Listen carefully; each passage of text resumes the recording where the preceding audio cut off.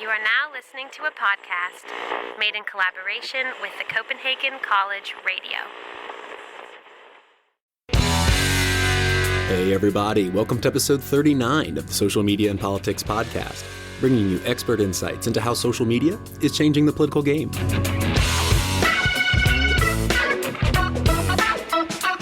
I'm your host, Michael Becerra, political scientist at the University of Copenhagen. Remember, if you haven't already, you can follow us on Twitter at SMNP Podcast and also check out the Facebook page, facebook.com/Social Media and Politics Podcast.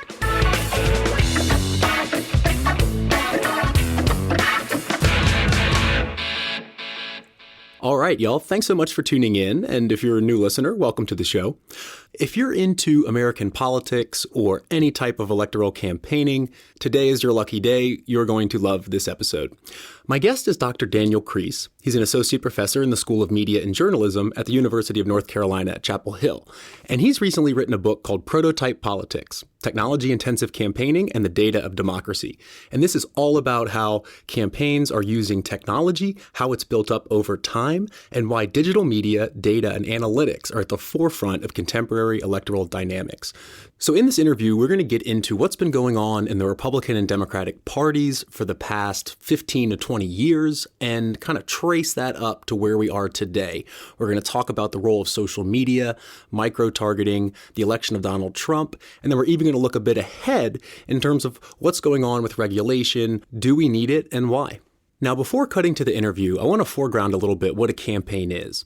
It's an organized effort to achieve some type of goal. Now, when we talk about political campaigns, we're generally talking about a politician or a party trying to get someone to vote.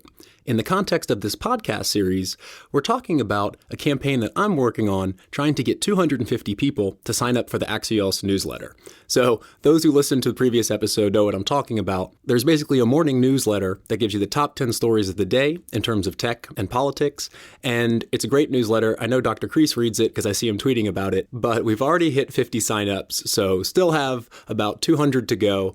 And I'm going to keep pushing this campaign until we get there, because if we get to 250, I can go have lunch with the founder, who's a previous Politico White House correspondent, and he started his own media company that's exclusively online, and I want to do a special 50th episode talking about the role of social media for journalism. So if you want to help out, and it's not going to happen unless you do, and I'm probably not going to stop talking about it unless you do, is click on the description for this episode. There'll be a link right there, or go to socialmediaandpolitics.org, and there'll be a link right in the center of the page. And from there, all you do is put in your email, check out the newsletter. If you don't like it, unsubscribe. And if I can meet with these guys, I'm going to ask them to put the podcast in the newsletter. And then what's in it for you is that a little bit of press for the podcast will make it easier for me to get guests, and I can put out more episodes. So once again, just click the full description of this episode to find the link, or go to socialmediaandpolitics.org. That's the spirit of campaigning. And now I'm going to bring on Dr. Kreiss to tell us all about how data and social media has been utilized in campaigning over the past 2 decades. My guest today is Dr. Daniel Kreiss, associate professor in the School of Media and Journalism at the University of North Carolina at Chapel Hill, and an affiliated fellow at the Information Society Project at Yale Law School. Dr. Kreiss is one of the world's leading researchers exploring the role of data and technology in U.S. political campaigning, and his latest book, Prototype Politics: Technology-Intensive Campaigning and the Data of Democracy, is published by Oxford University Press. The book recently won the American Political Science Association's Best Book Award in Information Technology and Politics. Dr. Kreiss, thanks so much for taking the time out, and welcome to the Social Media and Politics podcast. Glad to be here. So let's hop right into discussing prototype politics. My first question has to do with the subtitle. What does it mean to say that political campaigns are technology intensive? Yeah, so one of the things that I wanted to point out in the book are the ways in which all of politics now has an underlying technological component to it that wasn't the case 30 years ago or even 20 years ago. And let me say a little bit more about what I mean by that. In terms of developing the idea of technology-intensive campaigning, I wanted to build off of Pippa Norris's framework, where she looked at the transition from labor-intensive campaigning, which was campaigning predicated on the politics of organization, large political parties, lots of boots on the ground, ways in which parties turn their voters out, to capital intensive campaigning, which she sort of documented as sort of the rise of the air wars, right? Expensive consultants, people who existed to purchase large advertising buys, that campaigns sort of vied for the public's attention and their hearts and minds through the airwaves. And what I think you've seen really in the last 20 years or so was a new shift, a shift towards technology intensive campaigning, one where the apparatuses that help elect candidates, at least in contemporary Western democracies, and particularly in my case in the United States, it's premised on large troves of databases made accessible through vast technological infrastructures that parties and campaigns and candidates work to maintain. And it really informs everything that candidates do. So when I say it's intensive, I mean it really provides the key organizing characteristic upon which all modern electoral contests, at least in the United States, is sort of predicated upon. And when would you say that this all actually started? I mean, campaigns have developed to meet technological advancements, throughout history. So is there a certain campaign or point in time that you consider a turning point for this real technology intensive campaigning? Yeah. So, I mean, one of the great things about Norris's framework is that when she calls something labor intensive or organizational intensive, it doesn't mean that labor disappears in campaigns that come afterwards, or for my purposes, that capital for airwaves disappears in a technology intensive era. What it means is that we see sort of a shift in kind, one where technology becomes the dominant characteristic that underlies all of modern electoral politics. So a couple of things that I really love, I mean, in your question is that, data has long been a part of the way that electoral politics works, particularly in the United States. My favorite example was the ways in which William Jennings Bryan in the early 1900s maintained, through the help of his wife and brother, a massive index card file of all the supporters who were writing him letters to encourage him to, stay active in politics, fight for the things that they believed in. And that card file eventually spanned to include over 250,000 names. And from these letters, his brother and wife gleaned everything from things such as religious affiliation to political identity, issues that people cared about, occupation, et cetera. And Bryan used this vast card file to activate his supporters when he was running.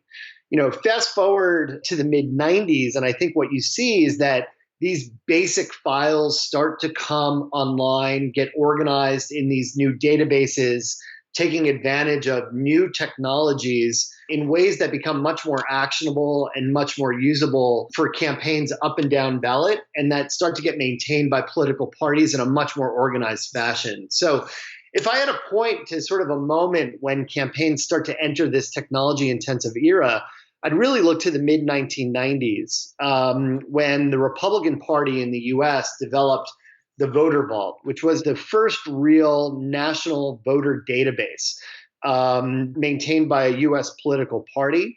It had records on all members of the electorate. It was compiled from various forms of public data made available by secretaries of state, and really sort of became something that the party was actively involved in cleaning and maintaining and carrying forward from election cycle to election cycle and making available to its candidates up and down ballot.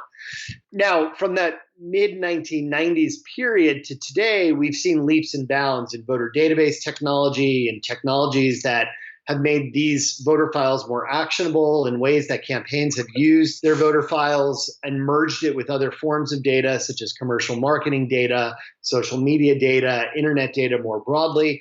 And that really provides the premise for everything that campaigns do today in a way that simply was not the case in the 1980s. So, for instance, if campaigns are going to run advertisements to members of the electorate, it starts by developing a universe of people using this voter database technology and analytics on top of it that creates certain defined targets in terms of who campaigns want to reach and what they want to say.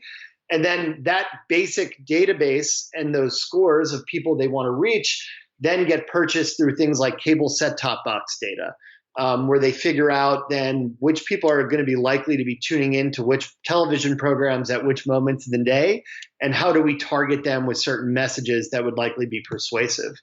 And I think another big characteristic of the technology intensive era, really since the 1990s, is that the technological apparatuses that help elect candidates are no longer understandable to the candidates themselves. And I think that this is a really key shift. So if you think about earlier eras of labor-intensive campaigning, candidates often were involved in at least a basic knowledge of the party apparatus that was hitting the streets to help them get elected, the different coalitions that went into that. If you think about the air wars, candidates were often involved in making at least editorial decisions in terms of the advertisements that were running in order to elect them, basic advertising strategies, the people they needed to reach. But in the modern era, the contemporary era, really, where we are today, candidates often have no idea or understanding of the voter databases, the complex sets of arrangements that take shape underneath them in terms of data sharing between different entities, the infrastructures that exist across many different platforms maintained by many different companies and political entities that exist to help them get elected. And I think a really great example of this is after the 2016 election in the United States, when Hillary Clinton, said that she inherited nothing from the Democratic Party when it came to data, which was completely untrue, and I think revealed really the ways in which infrastructures have now grown infinitely more complex in ways that candidates just simply don't understand. Yeah, and I want to ask you about those infrastructures in a second, but I think it's interesting. Did you say that it was the Republicans who first invented these voter files? Absolutely, yeah. So starting really in the mid-90s with a Republican national voter database called Voter Vault. That was a key innovation of electoral politics at the time. It was the first truly national voter file, and Republicans were far out in front of the Democrats when it came to voter data and voter data technology, really until 2005, 2006, with the Democratic Party and their elected chair, Howard Dean, who modernized the Democratic Party for the first time. Yeah, it's interesting. We usually think of Democrats as having the upper hand on technology and innovation, which is an interesting point, I think, which is this idea of prototype campaigns, which I'm assuming that's where the title of the book comes from. Yep. That there are certain innovations and developments that certain campaigns enact, and then they become a prototype that drives further innovation. So can you discuss the relationship between prototype campaigns and innovation? Yeah. So one of the things that I set out to do in this book was to think about why is it that we see certain innovative campaigns? Why are certain campaigns more innovative than others? What explains why, at least to American audiences, everyone could point to the Howard Dean campaign in 2004 and say that was innovative. Everyone could point to Obama's 2008 run as the first campaign to really use social media and say that was innovative. What explains how innovation on campaigns takes shape? And then what explains when it actually gets adopted by other members of the field or when it doesn't? So those were the two things I really set out to explain. On the first question, sort of what makes for an innovative campaign, we found, and here not only in my book, but some of the subsequent work that I've done with my colleague Adam Saffer, that we actually looked at the teams of individuals who ended up working on campaigns. And we built a unique data set in politics where we identified every single staffer who's worked in technology, digital media, data, or analytics on every Republican and Democratic primary and general election campaign from 2004 to 2012. And now we've updated it for 2016. And then what we did is after we compiled this list of 629 staffers, we used public data sources to identify their entire careers. So we were able to actually track what sorts of people were working in politics, what sorts of backgrounds and skills did they have, what fields did they come from. And drawing on the work of scholars such as David Stark and Woody Powell, organizational sociologists, we tested the idea that innovation would be likely to arise when people came into the political field from other sectors. So to give one great example, Chris Hughes, one of the co-founders of Facebook, who took a leave of absence from the company to join the Obama campaign in 2008. The idea is that people who cross professional fields will bring with them a different way of practicing, a different way of understanding politics that would ultimately give rise to innovation. And we set out to test this. And in fact, what we found is that campaigns where practitioners themselves identify as being innovative, so Dean, Obama, for instance, generally have higher levels of diversity when it comes in the context of these field crossers.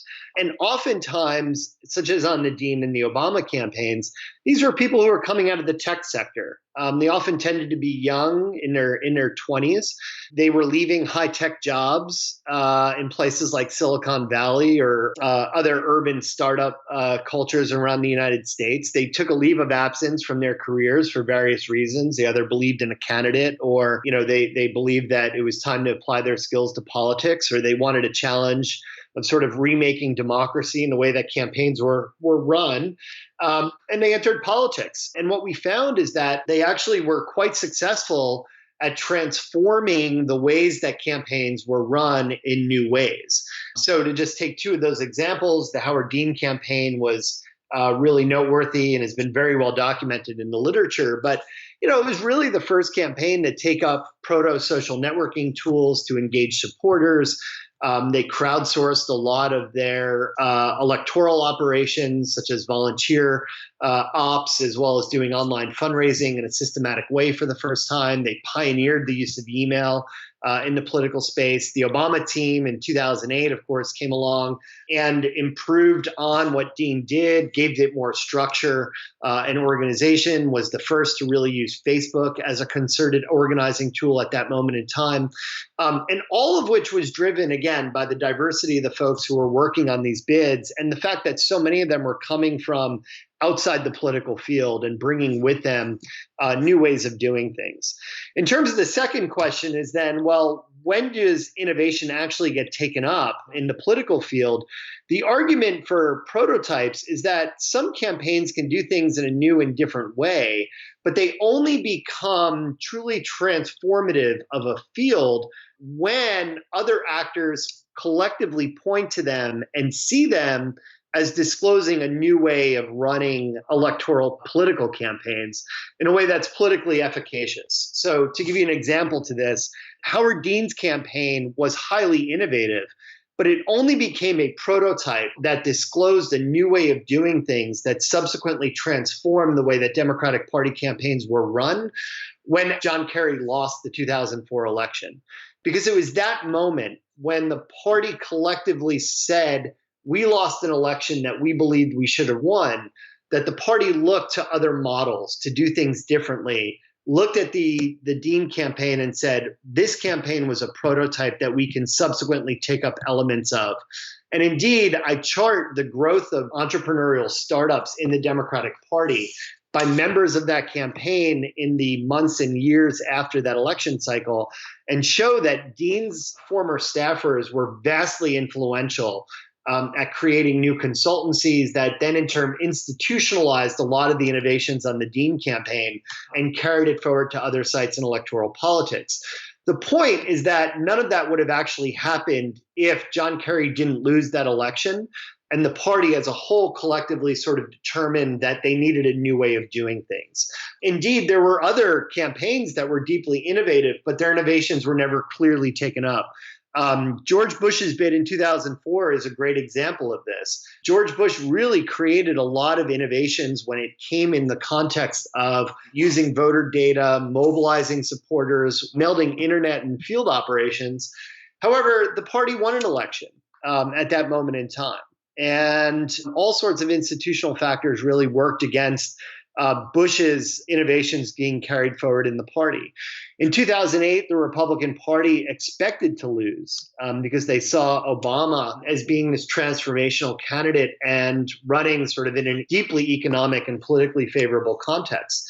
So when McCain lost, the Republican Party never sought out new models or even looked to the Obama campaign as disclosing a new way of engaging in electoral politics. And as a result, they were never taken up. Those innovations were never taken up in the Republican Party until 2012.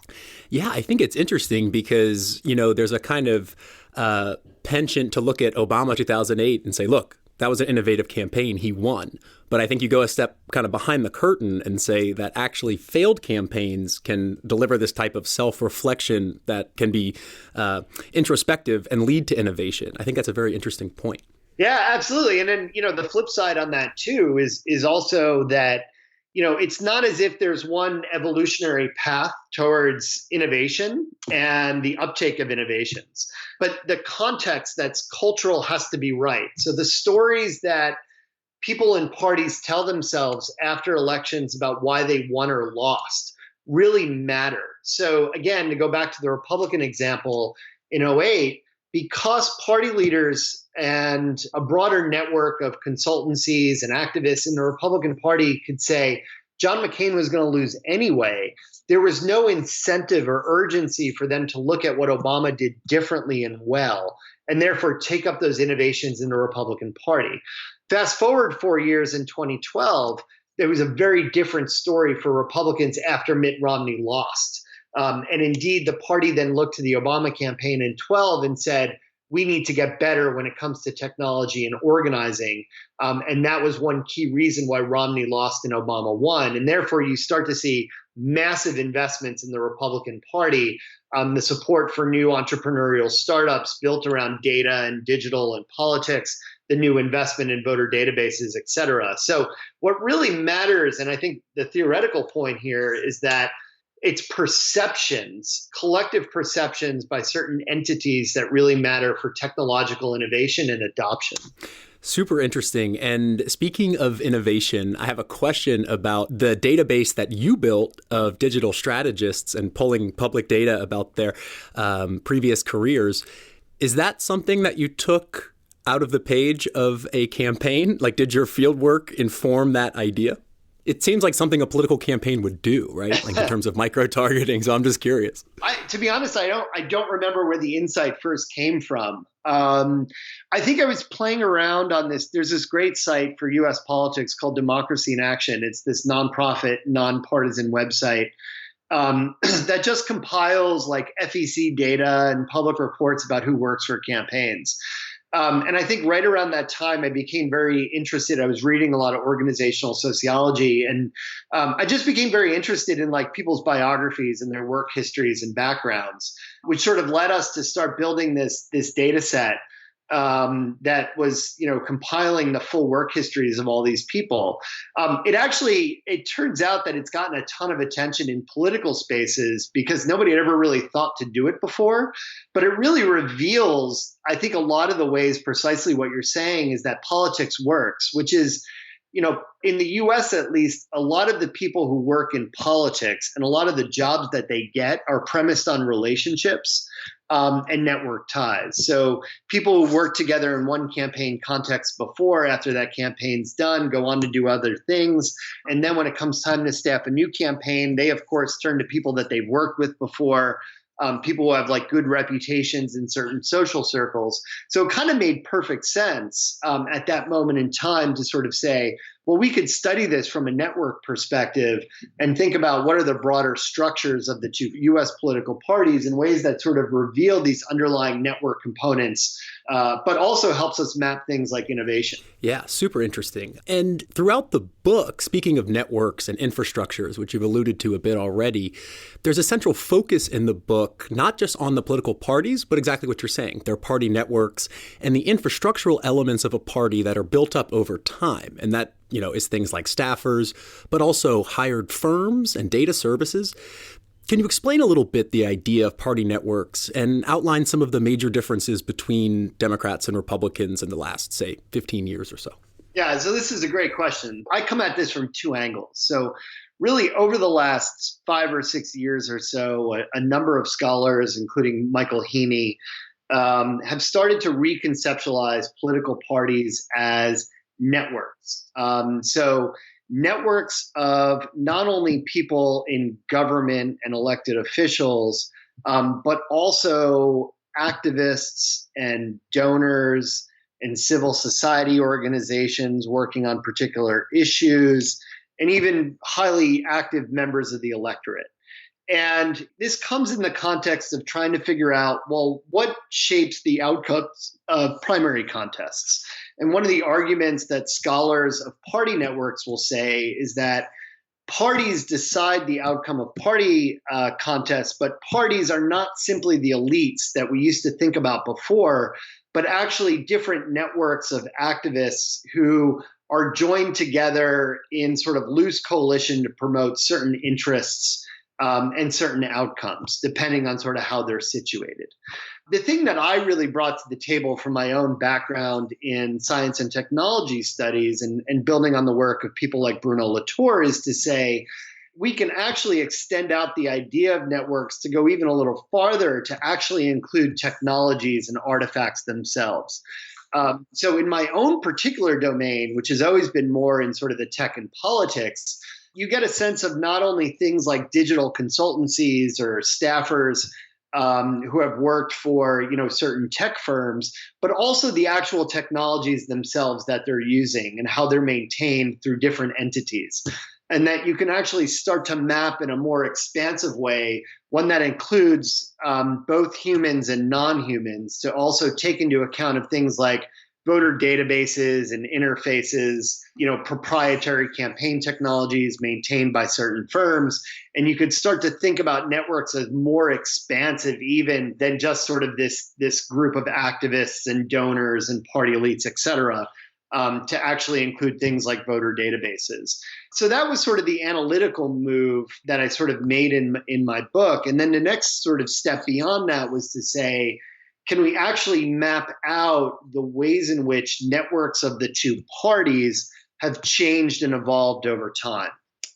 When it comes to technological artifacts, one of the core arguments of the 2016 book, Prototype Politics, but also my previous book, Taking Our Country Back, which stopped with the 2008 Obama campaign, is that central to the Democratic Party's electoral success was the emergence really of a defined network of individuals that came out of the Dean campaign and then went on to important positions within the Democratic Party and then the Obama 2008 campaign, and then the ways in which a group of technological artifacts traveled with them and gave shape to those campaigns that we now consider sort of revolutionary and groundbreaking. So, an example is that we found that coming out of the Dean campaign in 2004, there were a number of different entrepreneurial ventures, including a firm called Blue State Digital, which is now a really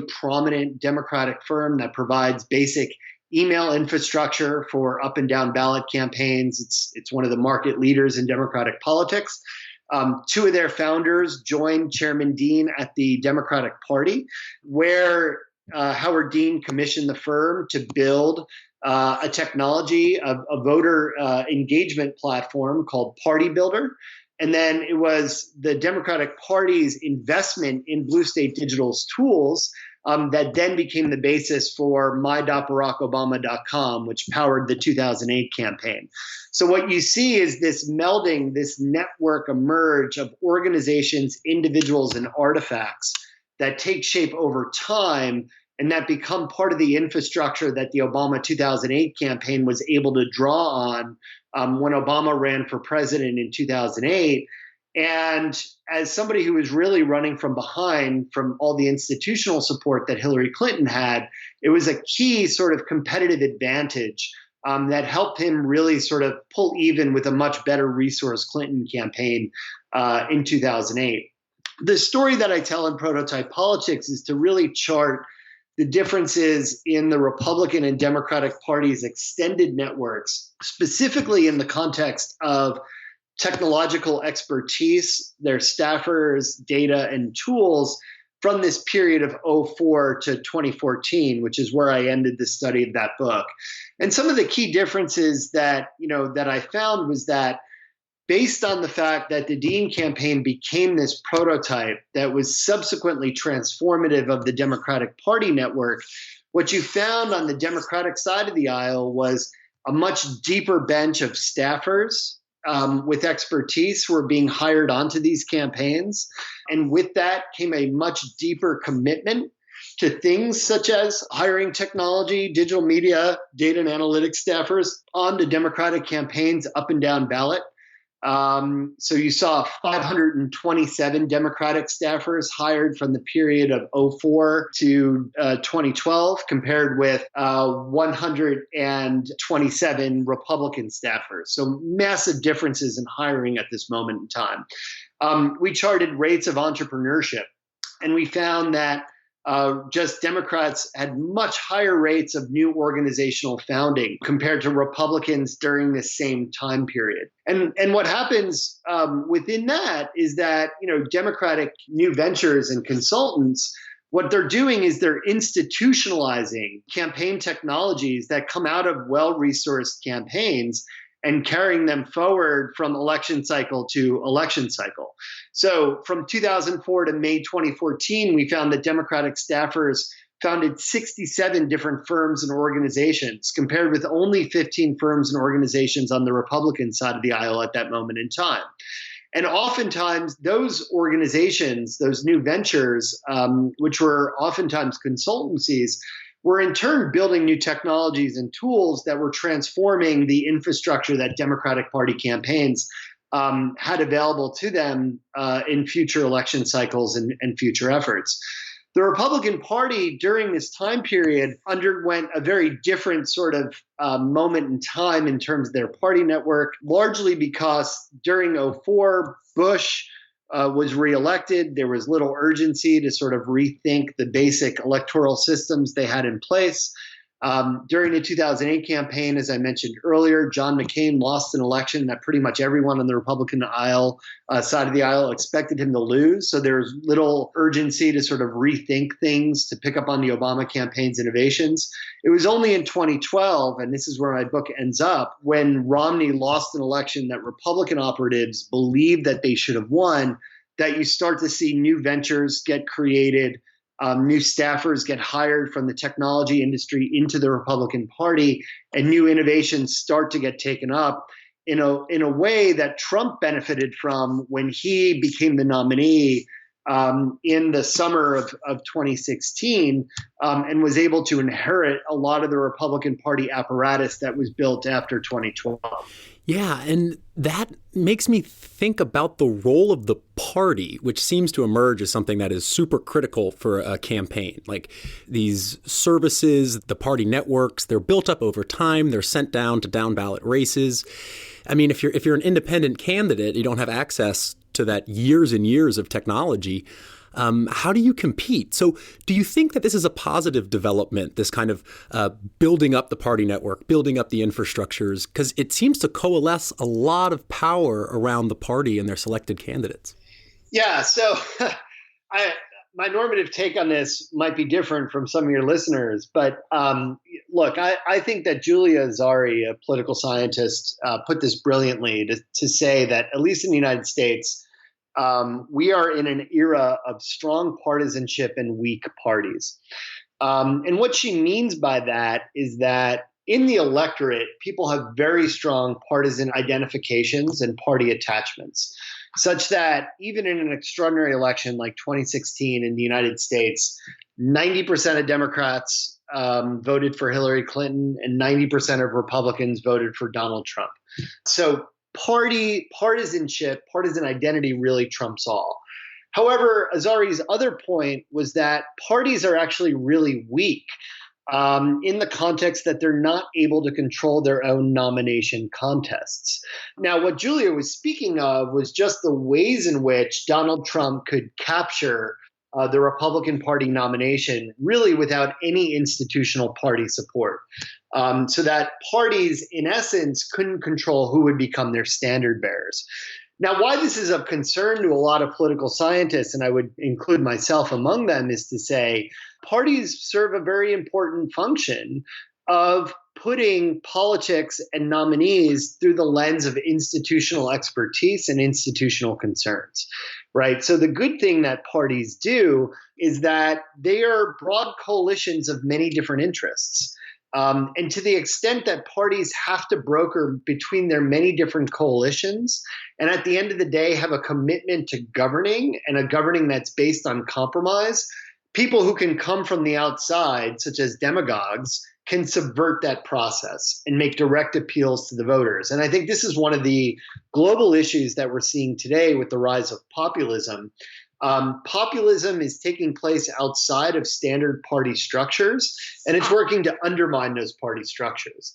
And it's doing so in a way where different insurgent, non-institutional candidates are making direct appeals to voters, and they're able to sort of work entirely outside of the normal political, professional, political expertise, coalitional politics concern that traditional parties have. So, all of which is a very complicated way of saying that I believe that control over party databases and extended party networks of expertise and resources is one of the few institutional points of leverage that political candidates, political parties sort of still have, and something that cuts against political amateurism. And people making outside appeals to voters. Donald Trump, I think, was at least in the U.S. context, a unique candidate in that one of the reasons for his success really came through his command of mass media and his ability to use new platforms such as Twitter to appeal directly to the Republican primary electorate. And he did all these things without piecing together a conventional campaign organization, and one that would have really been premised on exactly the sorts of technological and data infrastructures that I chronicle in my book. I think one of the big questions that we have going forward is Donald Trump an outlier?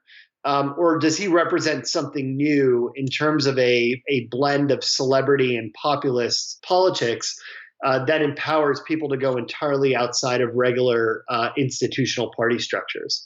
But to answer your question, I would say that from a normative perspective, I think parties need to be more involved and not less in controlling their party nominations. Precisely because one of the important things they do is they serve as a voice of moderation and a check on populism. In terms of enabling people to come from the outside, like a Donald Trump, and appeal to partisan passions and things like xenophobia in the United States and in contemporary Europe as well. And I think that one of the things that technology does is help political parties maintain some control over their nomination processes. So if you look at the Democratic Party, for instance, they have rules over who can access their voter databases. And as you point out, the vast store of data built up over time and the electoral advantages that would offer. One of the things that does is it rewards incumbents as opposed to challengers. And it rewards institutional Democrats as opposed to people coming from the outside. And I don't necessarily think that's a bad thing from the perspective of democracy, because parties are the way that democracies are organized. Right. Yeah, it's interesting that the tech can kind of help the incumbent, but it can also help challengers as well. So it's an interesting dynamic there. But I want to pick your brain about one more thing, which is you've done all this work charting the innovations and changes in American campaigning in the past couple election cycles. Was there one aspect of innovation or change, a big thing or a small thing, that really stuck out for you as like aha, that was smart? Yeah, I think really, if you look historically, I think it's something that I mentioned before, which is the Republican Party's efforts and success at building the first national voter database and interface system for accessing it in the mid to late 1990s, and their ability to make that available to candidates up and down the aisle has to mark as sort of the big innovation that's now been taken up in both political parties and forms the core of every single thing that modern campaigns do. So, when they buy advertising, it's premised on analytics that's run on top of these national voter files that both parties maintain.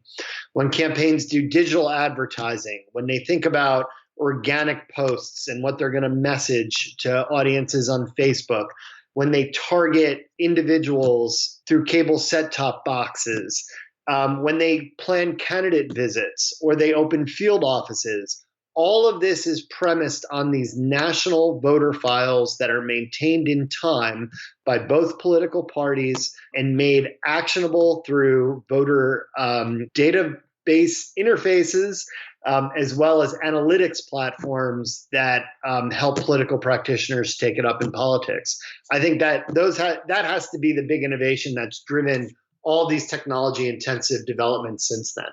Right. And, I think there's been a lot of discussion about social media and micro-targeting, which is kind of an artifact that's the targeting, at least, has developed out of those voter databases. They're critical for all the work that's done on social media. So I want to zero in on that and ask you, where does social media fit into this larger party network infrastructural machine?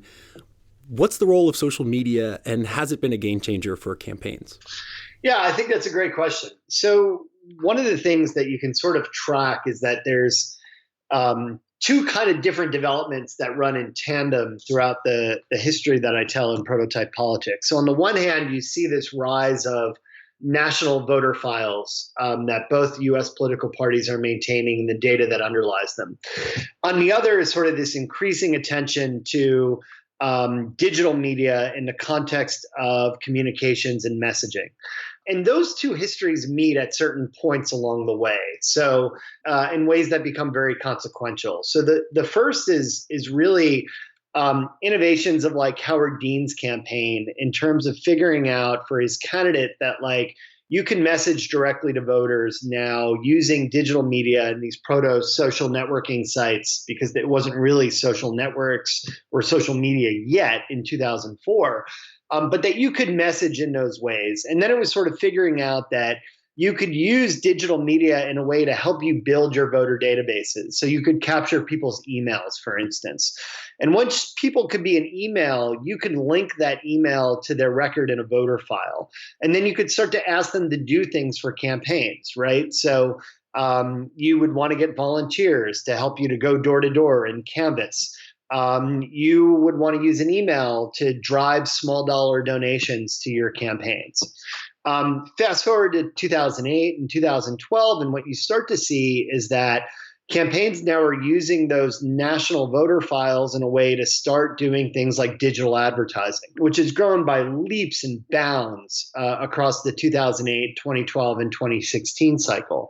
So in 2016, for instance, when campaigns were looking to use social media to run targeted advertising, the first thing that they start is by looking at their voter file, figuring out which voters are we going to try to reach, how are we going to try to reach them, what are going to be the most effective messaging to reach out to them. And then what they're doing is they're buying custom audiences on platforms like Facebook, given whatever match rate they have, and then advertising directly to those audiences, and then trying to convert those audiences into people who are going to give an email address over to the campaign or are going to give donations or get involved by volunteering in particular ways. So what you see over time is really a melding of social media data to these national voter file data, and integration is a really huge issue that I spend a lot of time talking about in my book, but trying to figure out ways in which that you could start gleaning more data from social media about what people care about, who are going to be your engaged supporters, how do I reach them on a regular basis, and using social media strategies in a ways that are generating data back to campaigns, but also complementing what campaigns are doing when it comes to things like field operations and fundraising.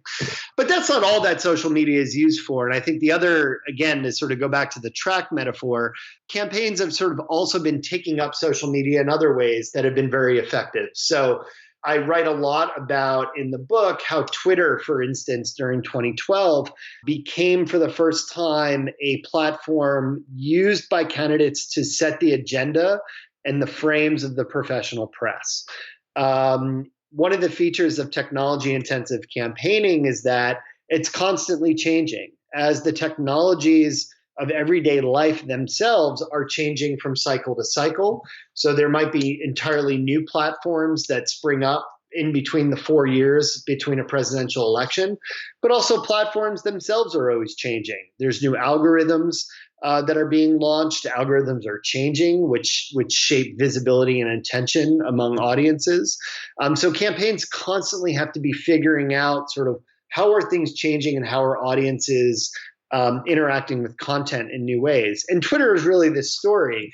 When I started doing prototype politics, I remember it was really in 12, after Obama had just been elected, and I had this moment of panic, and I was like, did I write about Twitter in my book that stopped in the 2008 election? Because Twitter was the center of the political universe in 2012, and yet I barely remembered writing about it in a book that covered, Obama's first election victory. And I found that there was like one mention of Twitter, and it was in a footnote. And the digital director, new media director at the time, was the nomenclature. Joe Rospers, said to me that he didn't even remember who ran their Twitter feed in 2008. That it was an intern or somebody in the basement of Chicago headquarters.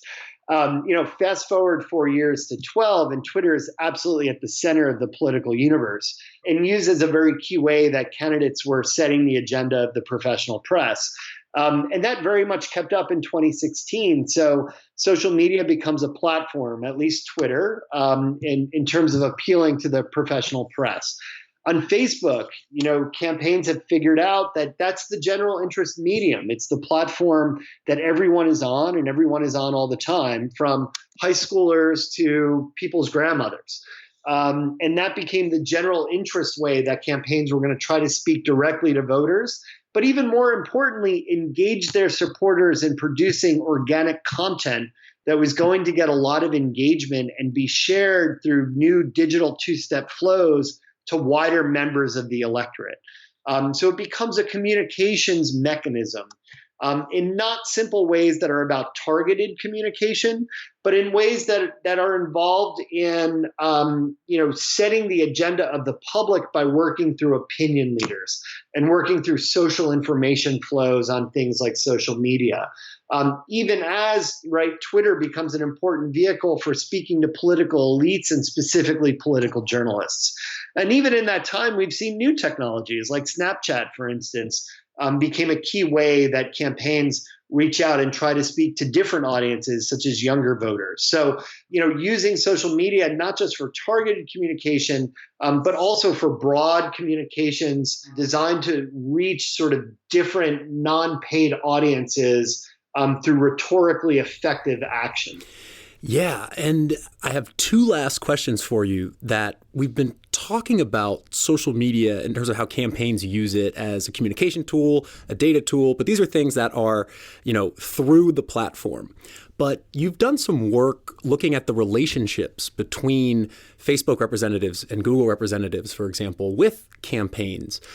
Can you talk to that a little bit as to, apart from campaigns actually using the platforms themselves, how is their relationship with the actual representatives from those companies?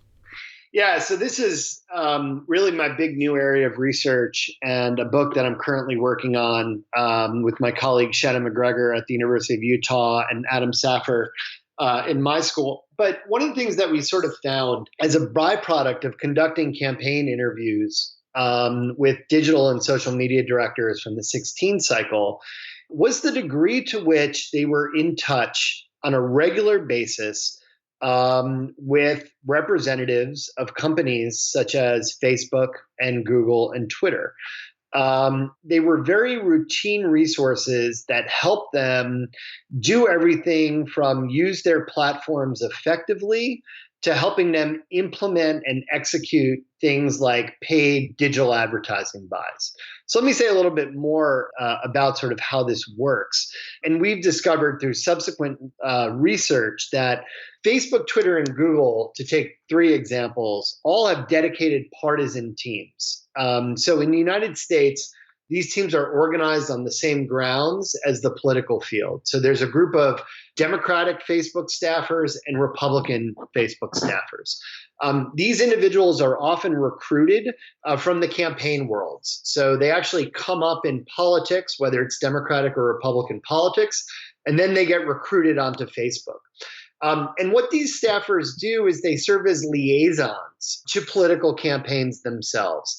And they do a couple of different things. One is sort of this routine troubleshooting role that they provide. So the social media manager for Marco Rubio, for instance, right, talked extensively about how if she was having issues doing something like embedding video, or if she had seen something that like a brand was doing on Facebook and wanted to do something similar, she would have a liaison within Facebook that she can ask those questions of. How do I do that, right? Sometimes campaigns would reach out to their companies to help them understand changes in the algorithm, right? So one of the features of Facebook is that the algorithm is constantly changing in terms of what content gets the most reach and engagement. So for campaigns, right, they're reading lots of social media marketing literature to try to discern these changes. But in the middle of an election campaign, which is a very delimited amount of time, they have to be very responsive in the moment because any change could ultimately affect how well their content performs and ultimately mean hundreds of thousands of fewer dollars in something like campaign fundraising. So they could reach out to their liaisons to help them figure out what are the changes in the algorithm, what content's going to perform best, et cetera. And then there's a lot of really in-house consulting, which is how Shannon and I describe this, from Facebook and Google and Twitter about how to best utilize their platform for ad sales. And I think this takes us back to something we discussed earlier, which is that, Donald Trump was a huge beneficiary from the in-house resources that firms such as Facebook, Google, and Twitter provide to the campaign field, in part because he had very little in the way of a traditional campaign staff that was going to help him do things like execute advertising buys on Facebook. So one of the places where my book leaves off is that after Romney's loss, the Republican Party had invested millions of dollars in sort of building up its database and interface infrastructure, getting better voter data, getting more expertise and skills into the party. The ironic thing is that the candidate who wins and emerges from the nomination process is precisely the one who has the least amount of traditional campaign infrastructure at all. So what Trump did as a candidate was relied very heavily on the RNC and the in-house expertise and data that the RNC had. The RNC, in turn, turned around, and one of the ways that it made up from its own small staff compared to a Hillary Clinton campaign that had over 234 staffers in-house alone in digital data, tech, and analytics, was to outsource a lot of their operations to Facebook and to Google and Twitter to say, look, we have $70 million in the Trump case that we want to spend on digital, and you're going to help us facilitate those advertising buys. So we're going to tell you broadly who we want to reach, but you're going to help us figure out how are we going to appeal to them? What else should we be doing? What sorts of messages should we be doing? How do we optimize our ads to get the highest rates of engagement? And you're going to help us execute that. So they outsourced a lot of their campaign organization to these firms themselves. Now, the firms themselves were more than happy to do this because they get paid on the basis of the rates of engagement their advertising gets. That's one of the hallmarks of digital advertising. So if the Trump team was going to say, we're going to spend this amount of money and this is going to be our budget, the firms have all the incentive in the world to help maximize their own share going to their own companies by producing high-performing ads and optimizing those ads in the political space. And one of the things that we really found is that Clinton did a lot of this stuff in-house because she had the team to do it, whereas the very short-staffed Trump team and the RNC that was really keeping him afloat sort of very wisely realized that they could turn to the companies themselves to help them maximize their digital advertising and their buys, and that these firms were more than happy to do so.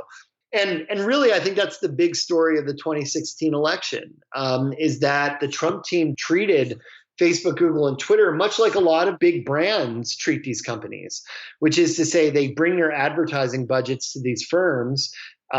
These firms make available to them these creative teams and these back-end data and analytics teams that help them utilize their platforms for advertising, because there's a lot of revenue at stake in the political field, but also in the commercial field, that provides monetary incentives for these companies to engage in these sorts of activities. Which is super interesting in terms of what we were talking about before and the party networks and the party structure. It seems that the RNC and the Trump campaign kind of used that external expertise that hadn't actually been built up to such an extent in the party that it was at Facebook and Twitter. Obviously, they know their platforms better, right? Yeah, no, exactly. And I think that's the key point, is that, look, Facebook, Google, and Twitter know their platforms better than anyone else and can provide inside level sort of advice about how to best navigate them. For the companies, they have a bunch of incentives, right? They want their platforms to be used well by campaigners, particularly in very high profile, high salience elections. They get revenue from it,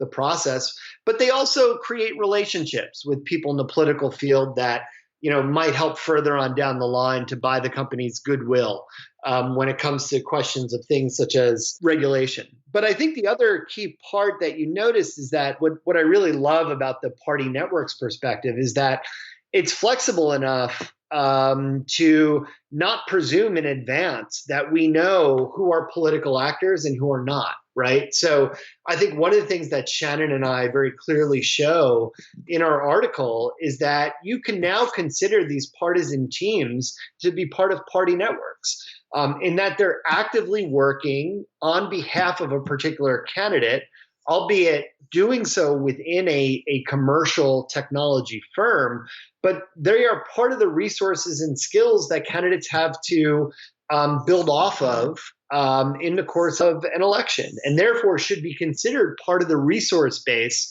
of a party network, and one that candidates bring to the table.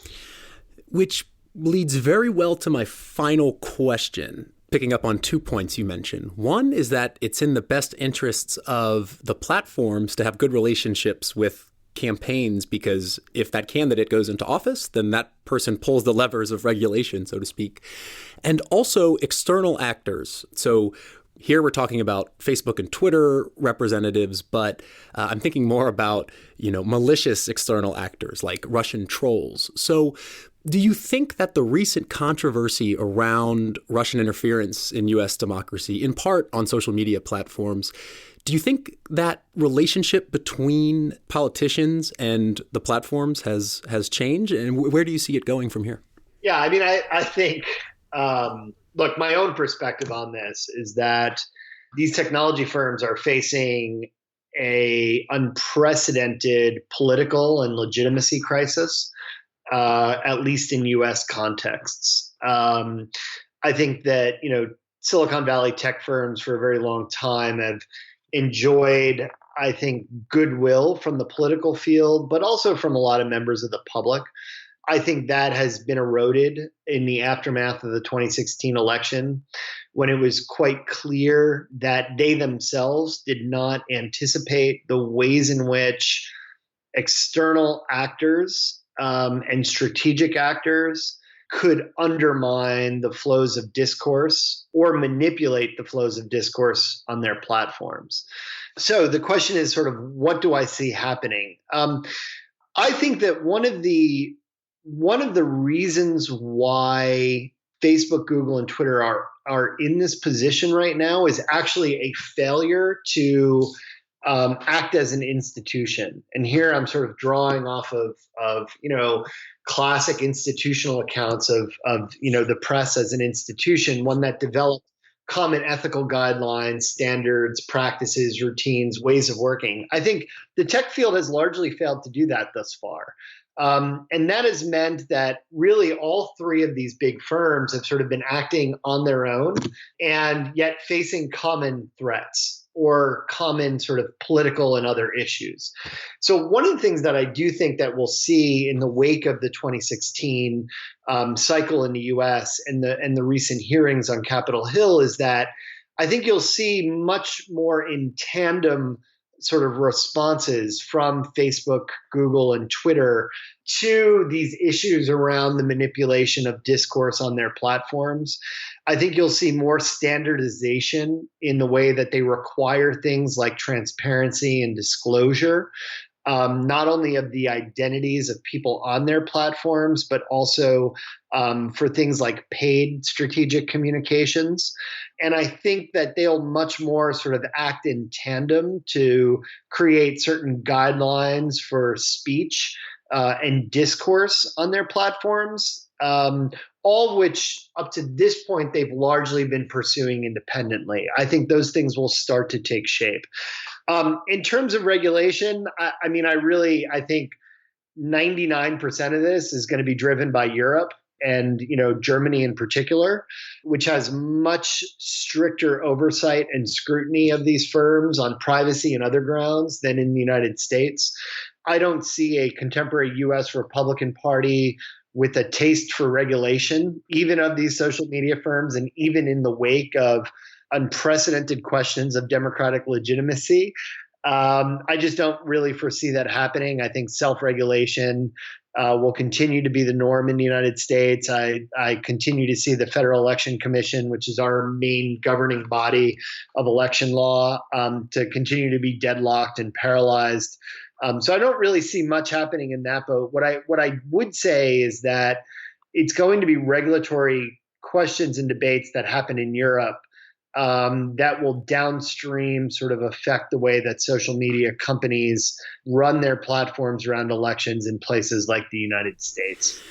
Definitely something to keep an eye out on, but I think we'll end here with a good preface of where we are today, and where we go forward is only time will tell. But Dr. Kreiss, thank you so much for taking the time out. It's been super insightful.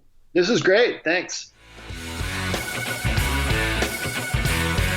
I've just been speaking with Dr. Daniel Kreiss, Associate Professor in the School of Media and Journalism at University of North Carolina at Chapel Hill. If you like the topics we were talking about today, go pick up a copy of his book, Prototype Politics, Technology-Intensive Campaigning and the Data of Democracy. And that's a wrap for this episode of the Social Media and Politics podcast. I hope you enjoyed it, and if you did, go swing by socialmediaandpolitics.org, click on the referral link, and sign up for the Axios newsletter. Thanks again for tuning in, and remember, you can follow us on Twitter at SMNP Podcast. Check out the Facebook page, Social Media and Politics Podcast. I'm your host, Michael Becerra, signing off from Copenhagen. See you next time.